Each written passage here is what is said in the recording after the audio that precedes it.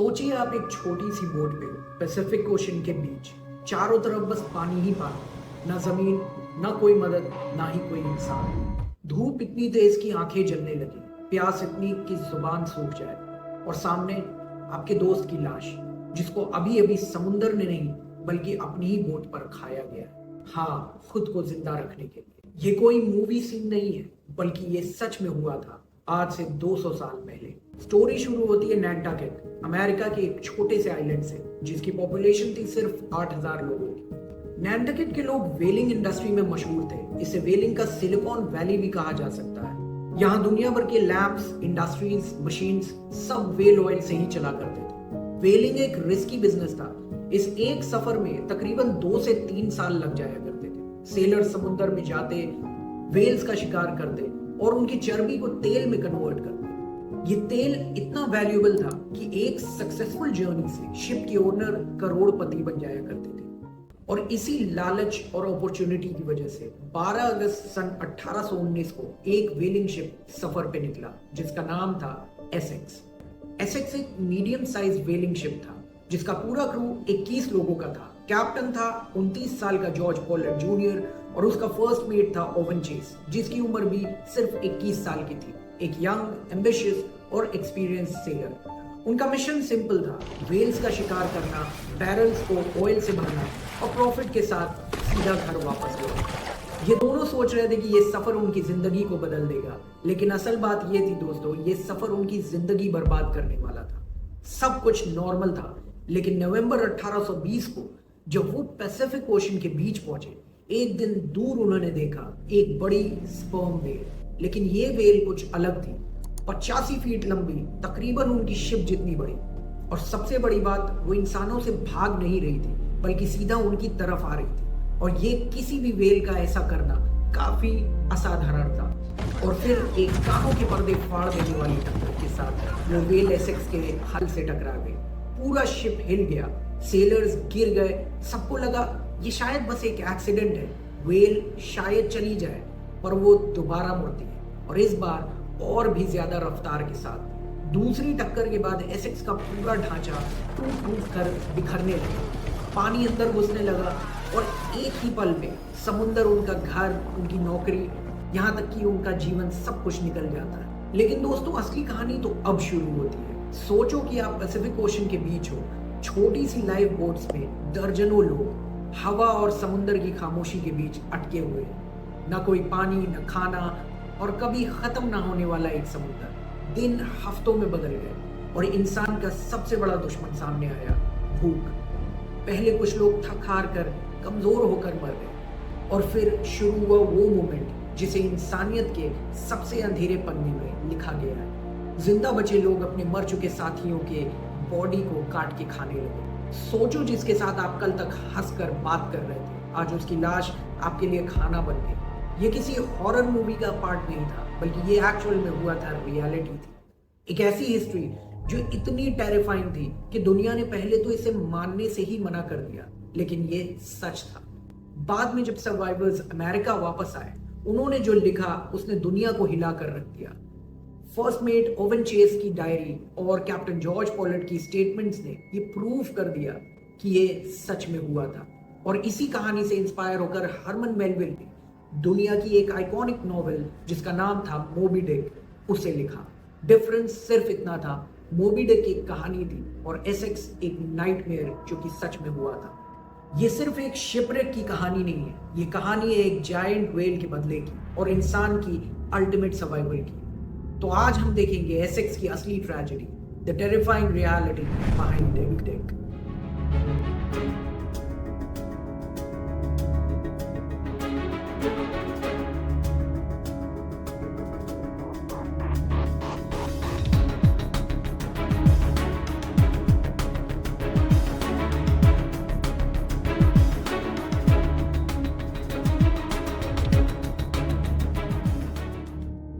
आप सोचिए 1820 के आसपास ऑयल का मतलब सिर्फ पेट्रोल नहीं होता था।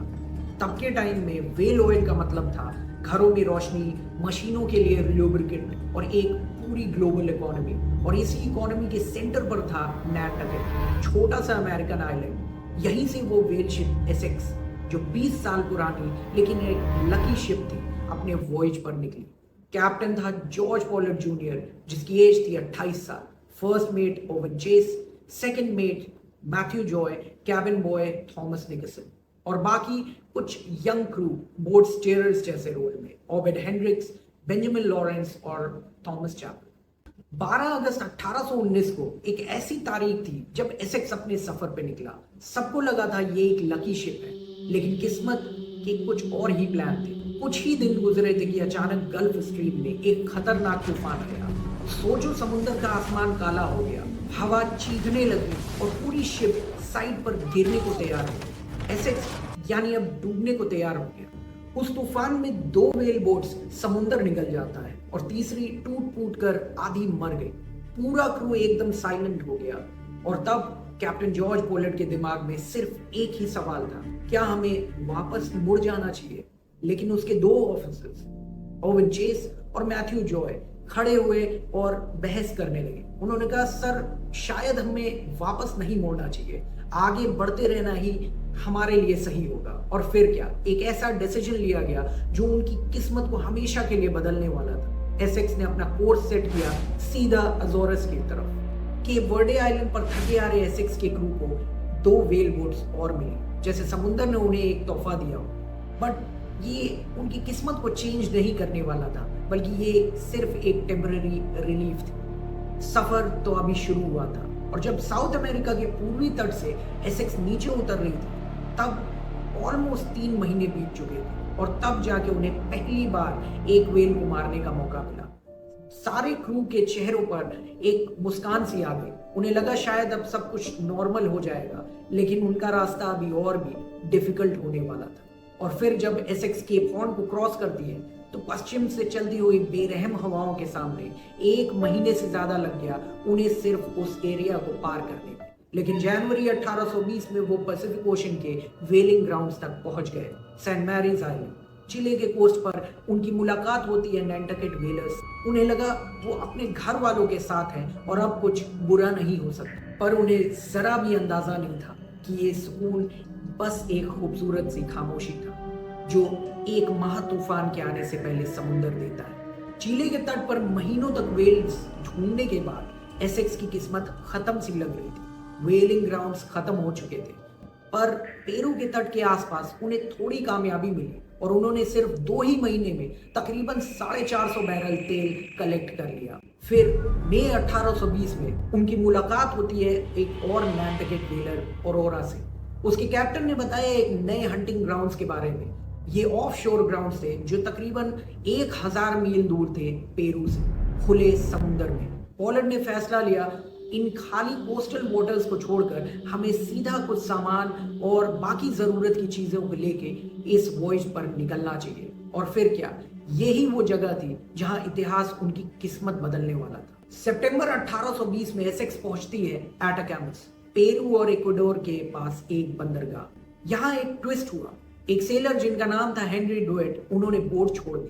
अब क्रू बस 20 का था। प्रॉब्लम इतनी थी कि जब भी व्हेल्स का शिकार करने बोट्स निकलती थी तो 3 व्हेल बोट्स चेज करती थी और जहाज पर 2 लोग बचते थे। ओवन चेस ने लिखा, it was barely enough to keep the Essex safely, यानी एक बड़ा रिस्क ऑलरेडी शुरू हो चुका था। खाना, पानी और बाकी जरूरत के सामान के साथ एसेक्स पहुंचती है गैलापागोस आइलैंड। वहां उन्होंने अपनी शिप को रिपेयर भी किया और 8 अक्टूबर को उन्होंने हुड आइलैंड यानी स्पैनियोला पर लंगर गिराया, जहां जहाज एक लीक फिक्स करने में भी सक्सेसफुल रहा।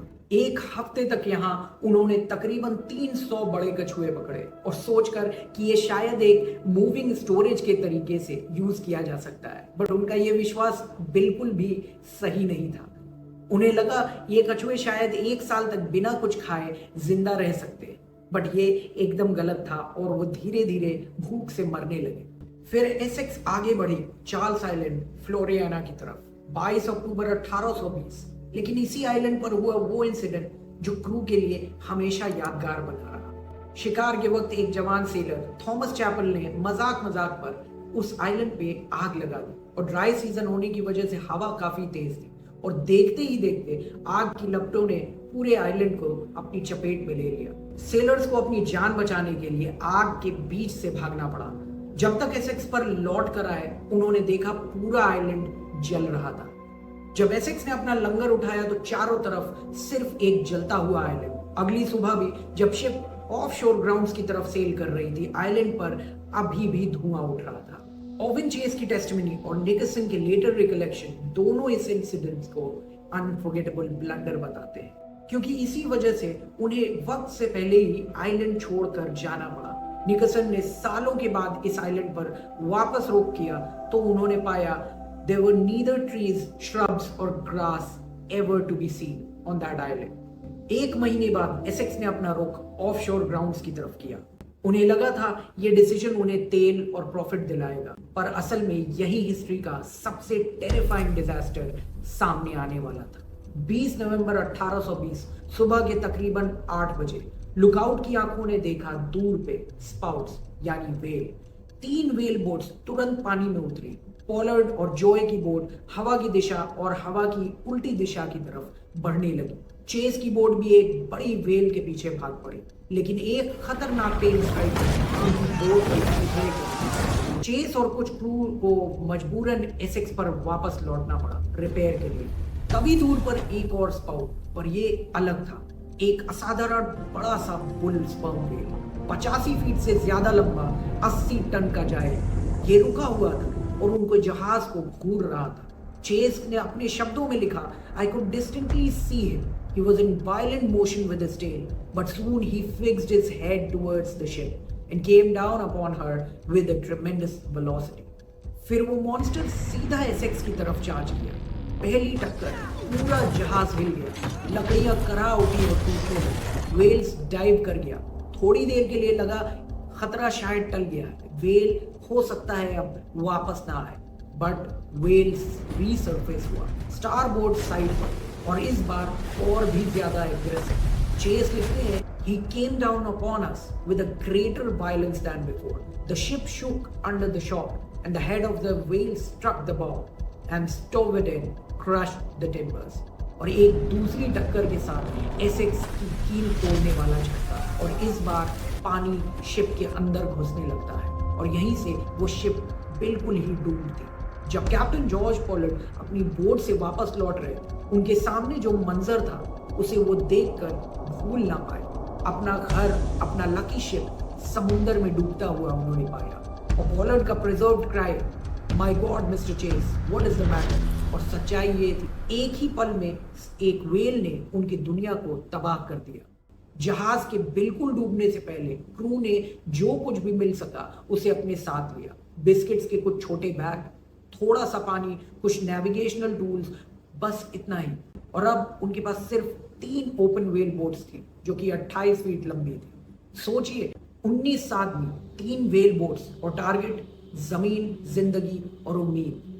जब एसेक्स समुंदर के अंदर डूब चुकी थी और 3 ओपन वेल बोट्स ही उनकी दुनिया थी, तो एक सवाल ने सबको परेशान कर रखा था, हम अब जाएंगे कहाँ। सबसे पास था सोसाइटी आइलैंड्स और दूसरे पॉलिनेशियन अटोल्स, बेरली 1200 मील। हवा उनकी तरफ थी, समुंदर के करंट्स भी उन्हें वहां इजीली ले जा सकते थे। सर्वाइवल की ये सबसे लॉजिकल चॉइस होती, लेकिन ओवन चेस लिखते, we dreaded the idea of falling into the hands of savages who we were certain would devour us। ये डर इतना गहरा था कि उस वक्त भूख, प्यास और समुंदर का डर भी उन्हें छोटा लगने लगा। और फिर हुआ क्या, वो डिसीजन जिसने उनकी तकदीर को बदल दिया। उन्होंने चूज किया कि वो साउथ अमेरिका के कोस्ट की तरफ सेल करेंगे, यानी पेरू, चिले, जिसकी डिस्टेंस थी तकरीबन 3000 मील, हवा और करंट्स के भी अगेंस्ट, और वो भी 3 ओपन वेल बोट्स में। और यही वो पल था जहां आयरनी ने उनका मजाक उड़ा दिया। जो लोग कैनिबल के डर से पास के आइलैंड्स को रिजेक्ट कर गए, वो आखिर खुद ही अपने मरे हुए दोस्त के मीट को खाने पर मजबूर हो गए। समुंदर ने उन्हें खुद एक कैनिबल टेल बना दिया। यह डिसीजन ही एसेक्स की ट्रेजेडी का सबसे भयानक चैप्टर शुरू करता है। कैबिन बॉय थॉमस निकसन, जो उस वक्त सिर्फ 14 साल के थे, अपने मेमो में लिखते हैं, We had a choice of 2 evil and we chose that we thought the least, yet it was the longest and the most fatal route we could have taken। उनके शब्द में गिल्ट और हेल्पलेसनेस साफ महसूस होती है। जैसे एक बच्चा भी समझ गया था कि वो अब अपने हाथों से ही मौत को बुलाने जा रहा है। दिन ऐसे जल रहे थे जैसे हर सूरज की किरण उनकी बॉडी को काट रही है। रात को ट्रॉपिकल तूफान और बारिश के कुछ कतरे अगर मिल भी जाएं तो नमक जैसे लगते। सॉल्ट सोर्स ने उनकी स्किन को उधेड़ कर रख दिया, होंठ फट गए।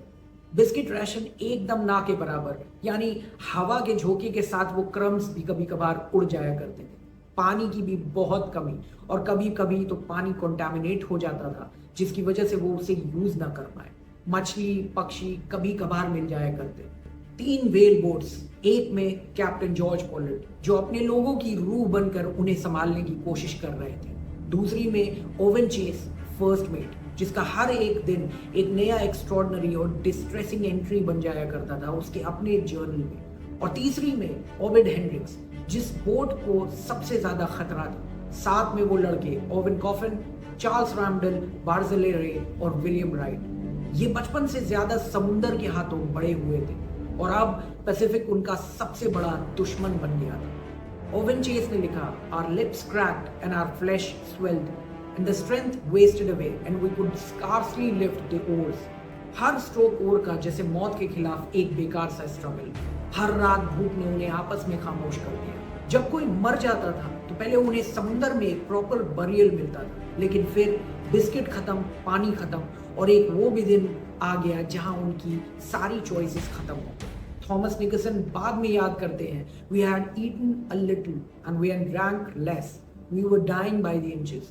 उसके लिए ये हंगर और थर्स्ट सिर्फ फिजिकल नहीं थी, ये थी एक स्लो मोशन में डेथ सेंटेंस जिसमें हर पल का वेट उसकी जिंदगी भर का नाइटमेयर्स बन गया।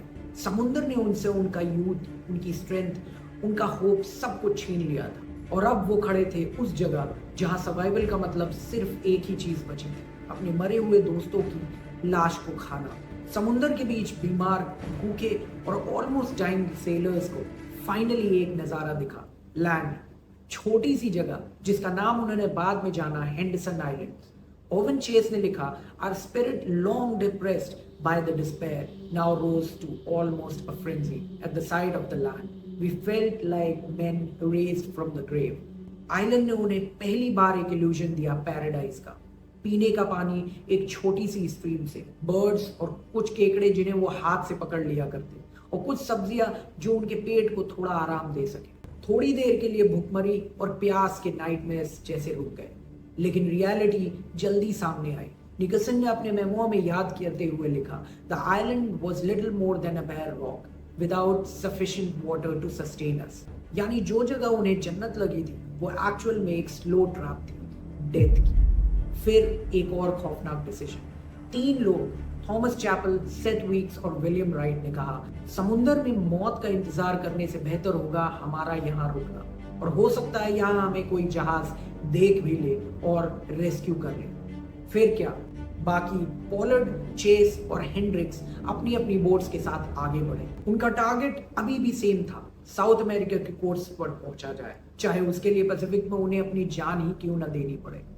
जो 3 लोग आइलैंड पर रुके उन्हें अप्रैल 1820 में ब्रिटिश शिप सरी ने रेस्क्यू किया, और जो लोग समुंदर में लौट गए उनकी कहानी तो अब और भी अंधेरी होने वाली थी। समुंदर ने बोट्स को अलग कर दिया, हवा और करंट्स ने उन्हें एक दूसरे से छीन लिया।